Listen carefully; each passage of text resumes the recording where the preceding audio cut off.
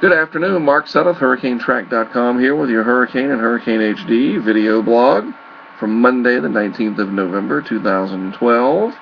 Nothing in the tropics to worry about at all. We do have, though, this coastal low-pressure area trying to take shape off of Florida in the southeast.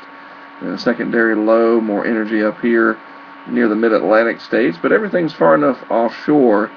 Yeah, there's some cloud cover on the northwest side, kind of dreary over the east coast, but the impacts from this system not going to be nearly what we were thinking it could be even a week ago, where the Euro especially was showing quite a powerful storm winding up the coast here. That is no longer the case, and the GFS we'll look at in just a moment.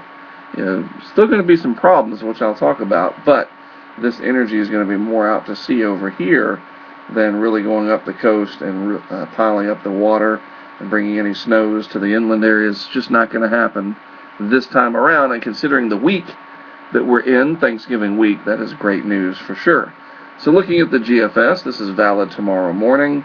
Notice quite a few flags here on the wind barbs out over the western Atlantic.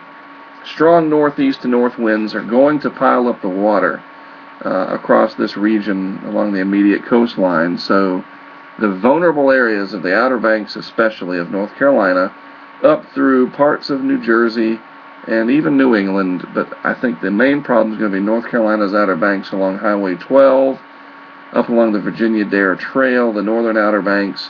Each high tide through this week I think is going to be a real problem. Today, tomorrow, Wednesday, and maybe Thursday, but I think things are going to start to slow down by Thursday and improve. Tuesday morning's GFS, you see the low still sitting out here. Again, far enough offshore that there'll be little to no precip, but gray skies maybe right along the coast, and then strong to brisk northeast winds. Nothing that you would really say is a powerful storm system, but it's that long fetch and the angry ocean that's going to be the problem. And I think we're going to see that manifest itself out there with ocean overwash. And each of those high tides, I'm telling you, it's going to be a real hassle for people, unfortunately. Then on Thursday, Thanksgiving Day, pretty nice across the eastern U.S., very little cloud cover, fairly mild temperatures considering that it could be really, really cold.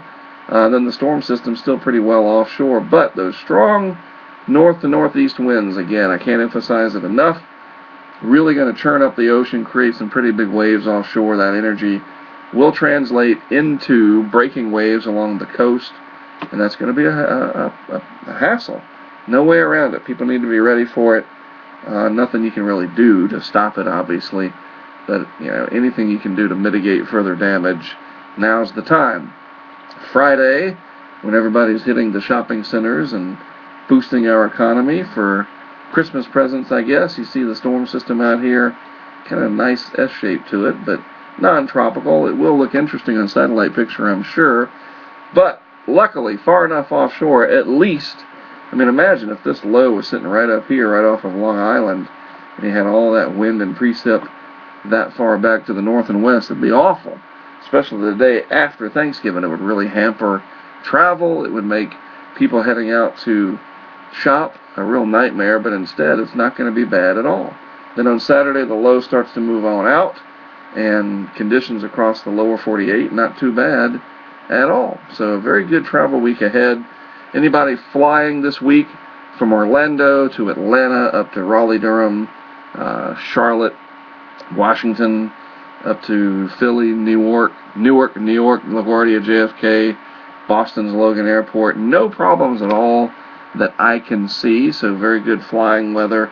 And the I-95 corridor down to I-10 across the Gulf Coast, also going to be nice. So anybody traveling those major U.S. interstates, you won't have any major hassles. So not bad considering where we've been over the last month or so, with quite a stormy pattern. That is it for today. I'm Mark Sudduth. HurricaneTrack.com is my website. Always a pleasure to produce these video blogs for you on Hurricane and Hurricane HD. I'll be here tomorrow and then off for the next 5 days. And then on Monday, a week from today, we'll discuss a few things, I'm sure. But before the end of the season, I plan on producing a nice recap of the season as a whole, going all the way back to May, with Beryl. Remember Tropical Storm Beryl almost became a hurricane in Jacksonville, Florida? Yeah, that happened this season. All the way up to Sandy. I'm going to take a look back and discuss the season before we are done with the month of November. So be looking forward to that. Have yourselves a great rest of your Monday. I'll talk to you again tomorrow.